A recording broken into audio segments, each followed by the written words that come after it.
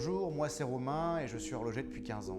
Donc ici nous sommes dans un atelier d'horlogerie, de réparation de montres et de pendules. Donc on répare aussi bien les pendules, on va dire depuis le début de l'horlogerie jusqu'aux montres les plus récentes. Donc j'ai commencé l'horlogerie en CAP à 14 ans, au lycée Marcel Dassault à Mérignac. Ensuite j'ai fait le bac pro horlogerie et ensuite le diplôme des métiers d'art à Morteau, cette fois-ci, dans l'est de la France. Ensuite j'ai travaillé en Suisse pendant 10 ans. Donc après le Covid, j'ai décidé de revenir sur Bordeaux et j'ai rejoint un collectif d'horlogers à Mérignac. Et au bout de 3 ans, j'ai repris cet atelier. J'ai repris cet atelier parce que l'équipement est unique à Bordeaux et la personne qui me le cède a un savoir-faire qui est aussi unique à Bordeaux. Donc aujourd'hui, on va démonter, restaurer une montre haut de gamme. Il faut savoir qu'une montre mécanique doit être entretenue tous les 10 ans. On va commencer par démonter complètement la montre. Donc d'un côté, on va démonter complètement le mouvement et de l'autre, complètement l'habillage, donc le bracelet, le boîtier.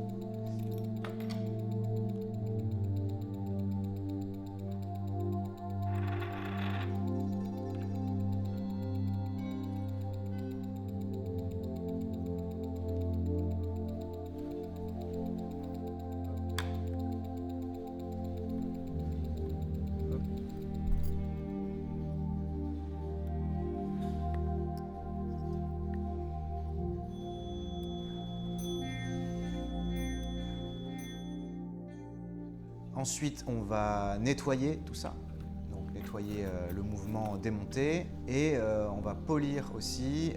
Donc le polissage, c'est tout ce qui est refaire l'état de surface du boîtier et du bracelet.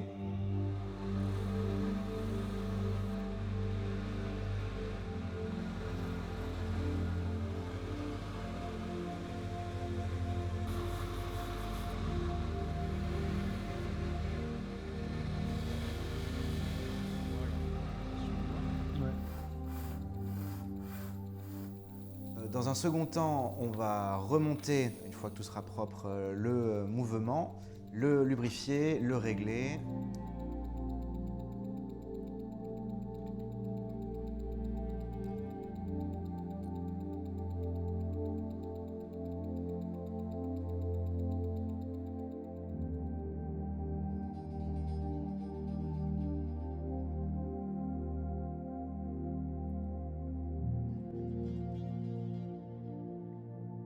Donc oui, les outils ont évolué forcément parce que les montres d'il y a 200 ans, elles n'étaient pas le même diamètre que les montres aujourd'hui. Donc tout s'est miniaturisé, donc forcément, pour ce qui est de la fabrication par exemple d'une montre en général, aujourd'hui tout est en commande numérique, c'est toutes des grosses machines qui font des toutes petites pièces et qui font en série, quoi. Les techniques de finition ont légèrement évolué, mais ça reste encore assez artisanal pour le très haut de gamme. Bien sûr, les outils de contrôle ont énormément évolué.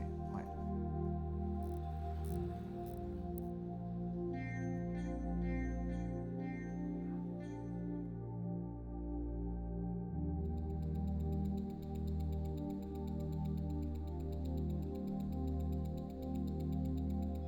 Et on va finir ensuite par le remboîtage, c'est-à-dire on va remettre le cadran, les aiguilles et remettre toute la montre dans sa boîte.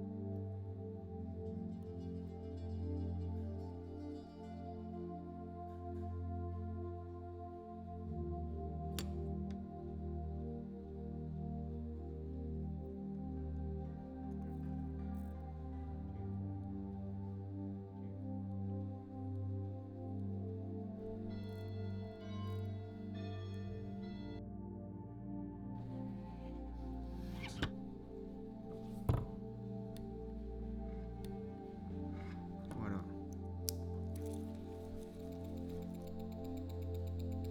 Pour développer la dextérité, c'est avant tout de la pratique. Alors au début, on travaille beaucoup sur sa respiration et petit à petit, ça devient naturel. On le fait tellement souvent que le petit geste qui demande une extrême concentration au début devient quelque chose de complètement naturel avec le temps.